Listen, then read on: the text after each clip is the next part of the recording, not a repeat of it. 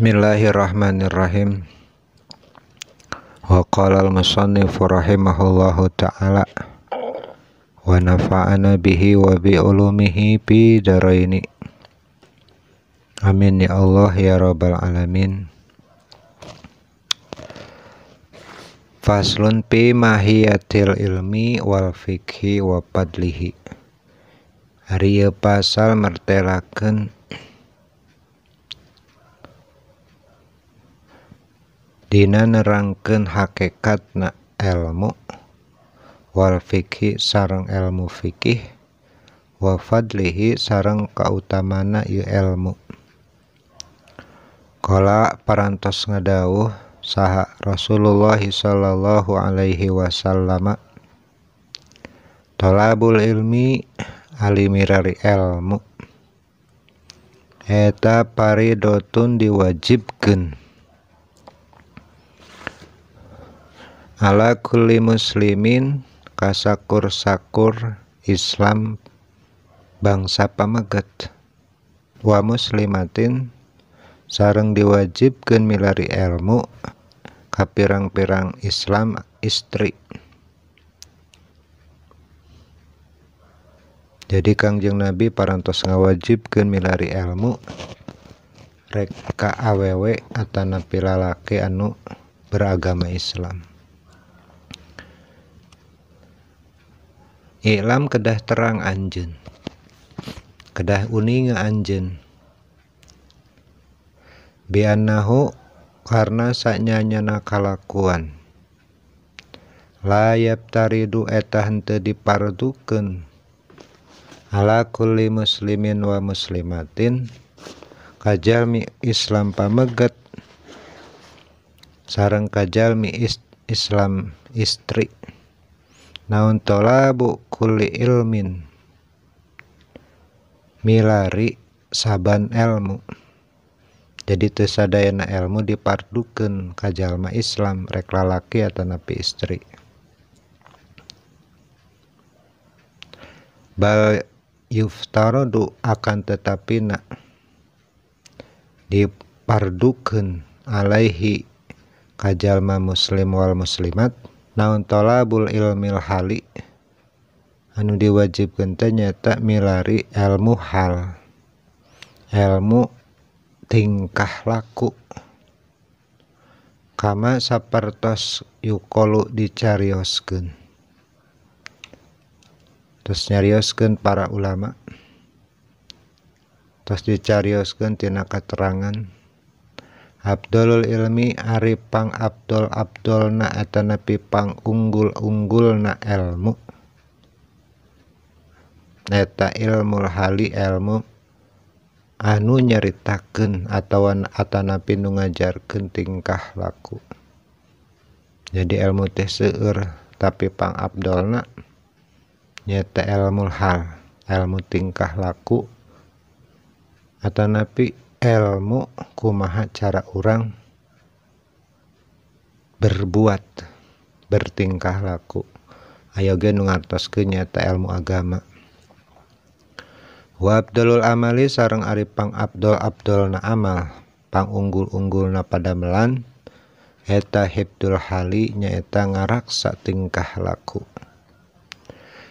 Wa yabtaridu sareng diwajibkeun alal muslimi ka saban-saban jalma Islam naon talabul ilmi mirari ilmu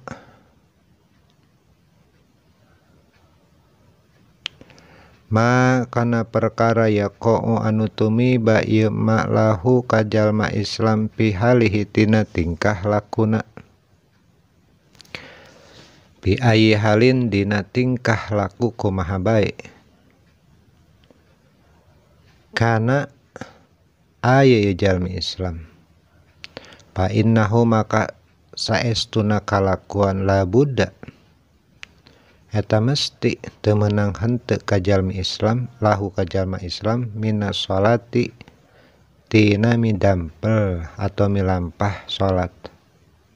Fayubtarudu maka dipardukeun ka eta alaihi ka eta jalmi Islam ilmu ma ilmuna hiji perkara yaqa'u anu batak ngadatangkeun lahu kana salat, lahu ka eta muslim bis salatihi dina salatna, biqadri ma kalawan sakadarna perkara anu yuadi anu migawe eta muslim bihi ku eta perkara, fardhu salati kana parduna salat.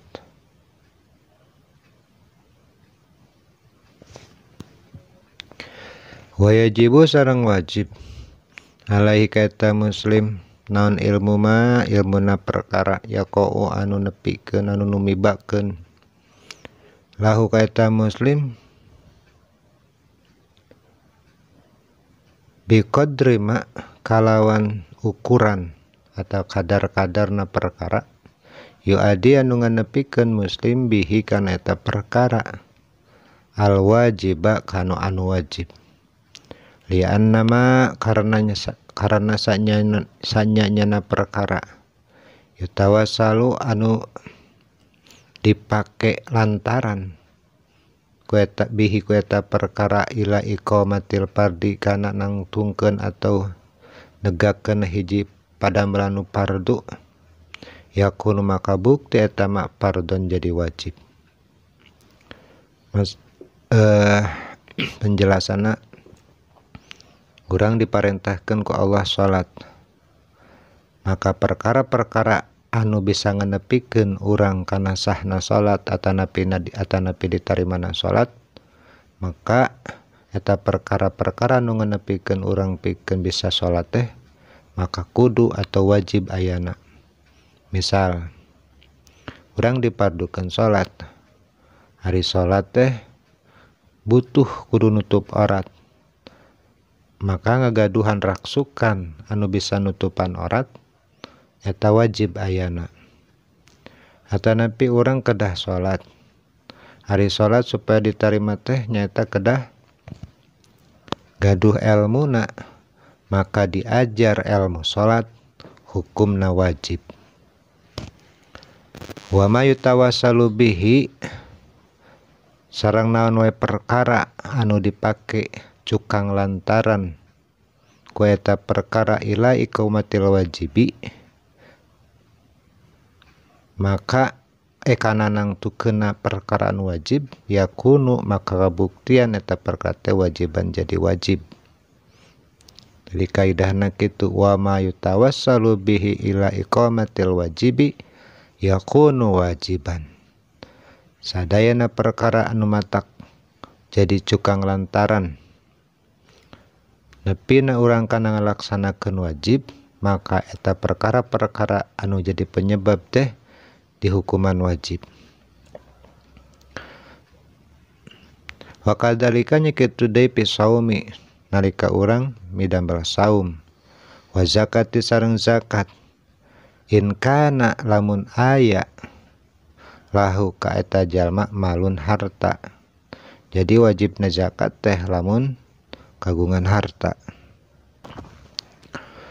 Wal haji nya kitu deui haji, in wajaba lamun wajib haji alaihi ka eta jalma, wa kadzalika nya kitu deui pil buyui dina masalah jual beli, in kana di mana bukti man teh di jalma teh ya tajiru anu tukang dagang, kila parantos nyarioskeun di Muhammadin ka Imam Syekh Muhammad bin Hasan rahimahullah ta'ala,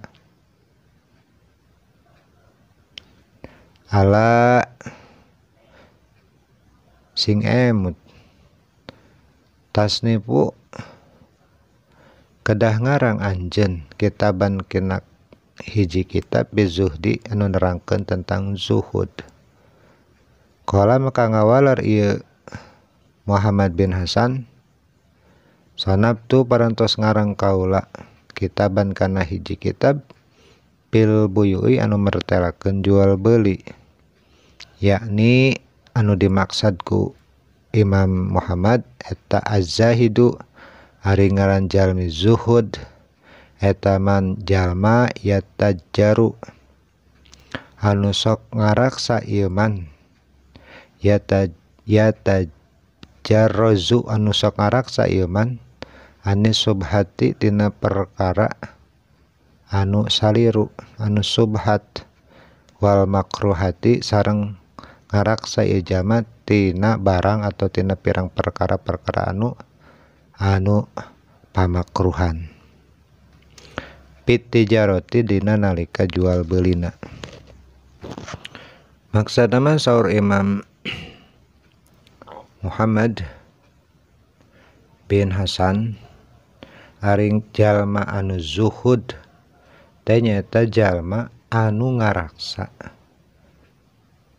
tina perkara anu subhat jeung perkara anu dimakruhkeun nalika anjeunna jual beli. Wa kadzalika yajibu fi sairil muamalati nya kitu deui wajib tina saban-saban pergaulan tina saban-saban muamalah wal hiropi sareng saban-saban padamelan wa kuluman sareng ari saban-saban jalma istagola anu katungkulkeun bisain kana hiji perkara minha eta tina muamalah.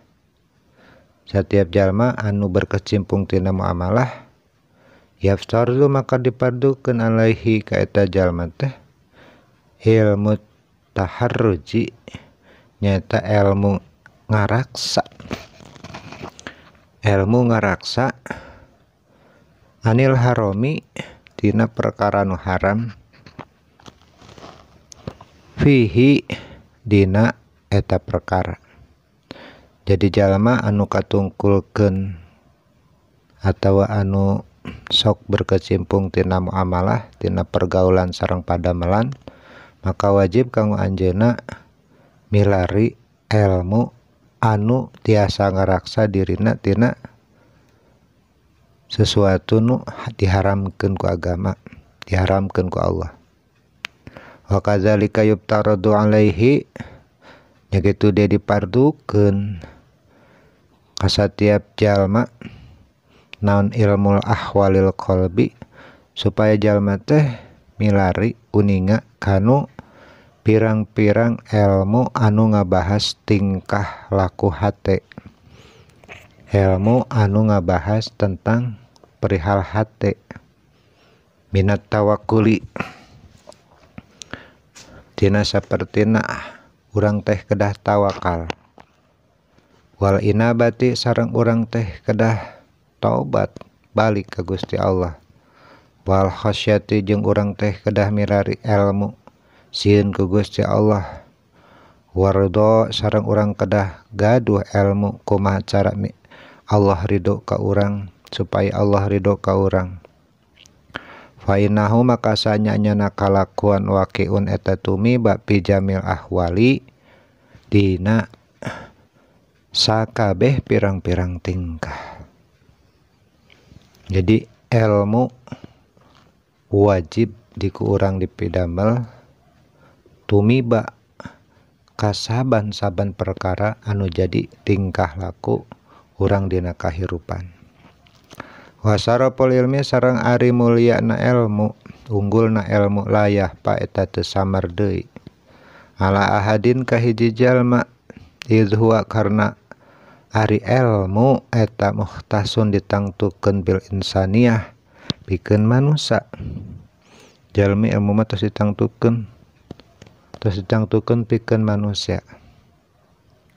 Liana jami alaihi salati karena sanyanyana sakabeh tingkah siwal ilmi salianti ilmu eta yastariku sok rerejengan piha dina salian ilmu al insanu bangsa jalma wasairul hayawanati sareng sakabeh pirang-pirang sesatuan kasajati seperti kagagahan wal jaroati sareng kuwanian wal kuwati sareng kuatan wal judi sareng berehan, wasafaqati sareng kanyaah, wa ghairiha sareng salian itu kabeh, siwal ilmi kecuali ilmu,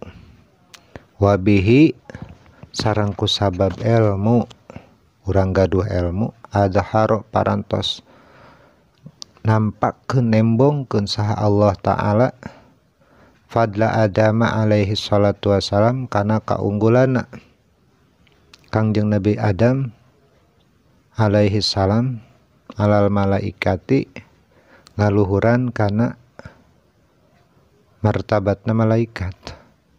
Wa amarohum Allah marentahkeun ka eta malaikat bisujudi supados sujud lahu ka Nabi Adam. Wa inna syaraful ilmi sareng pastina ari mulyana ilmu teh likaunihi eta lantaran ieu ilmu wasilatan eta jadi wasilah ila taqwa urang nepi kana taqwa. Jadi ilmu teh jadi wasilah perantara urang jadi jalma taqwa. Hartosna urang moal bisa taqwa lamun urang teu ngagaduhan ilmu.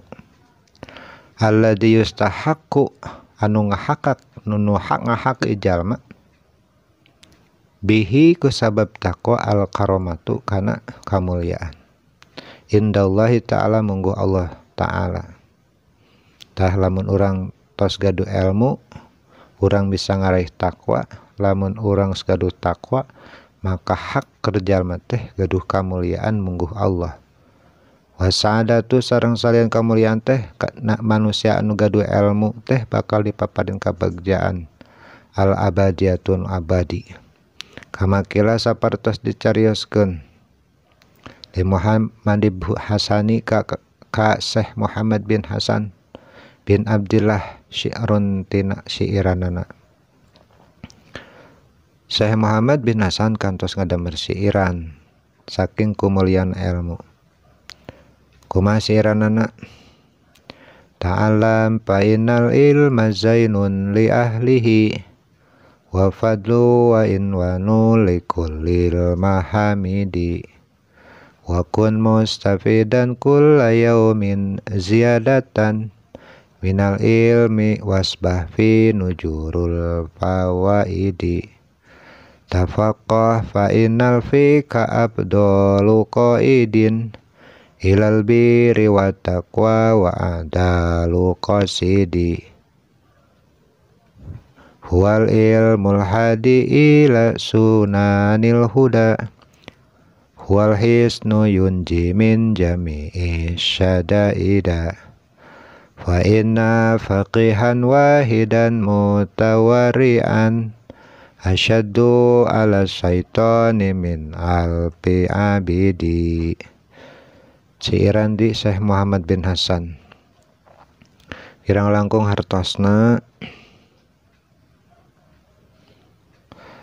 ta'alam kudu uninga anjeun fa innal ilma maka sanyan ilmu teh eta zainun sok jadi papas li ahli pikeun ahli ilmu wa fadun sareng ku ilmu teh sok jadi kaunggulan wa inwanun sok jadi ciri likulil mahamidi pikeun kasaban-saban jalmi anu muji wa kun sareng kudu aya anjeun mustafidan eta ngalap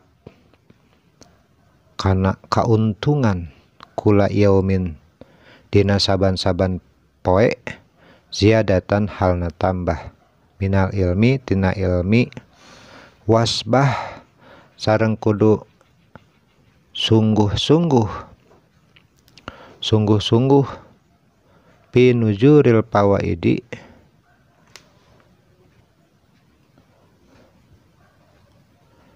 al pawaidi anu saperti laut dina pada-pada loba paedahna tafaqoh sareng kudu bisa anjeun kudu faham anjeun fa innal fiqha karena sanyana ilmu fikih abdulu eta anu pangutama-utamana qaidana anu nungtun ilal biri kana kasaean wa taqwa sareng kana katakwaan wa adalu qasidi sareng pang adil-adil nanu adil. Qasidi huwa ari ilmu fikih eta ilmu hadi ilmu anu mere pituduh ila sunanil huda kana jalan-jalan pituduh. Wa ari ilmu fikih eta al-hisnu pangraksa yunji anu nyalametkeun urang sadayana min jami'is syada'ida tina sakabeh pirang-pirang karipuhan. Fa inna faqihan maka sanyanyana anu terang anu uninga kana ilmu fikih wahidan anu sahiji mutawarri antur anu waro eta asyaddu leuwih ripuh ala syaiton ka setan min alfi abidin tinimbang jalma anu ibadah 1000 orang. Jadi hartosna jalma nu boga ilmu fikih teh setan teh leuwih ripuh mayunanan saurang jalmi anu fikih anu waro kana ilmu fikihna tinimbang kudu ngalawanan 1000 jalma ahli ibadah bari jeung bodoh. Wa kadzalika fi sairil ahlaki wallahu alam bimuradih.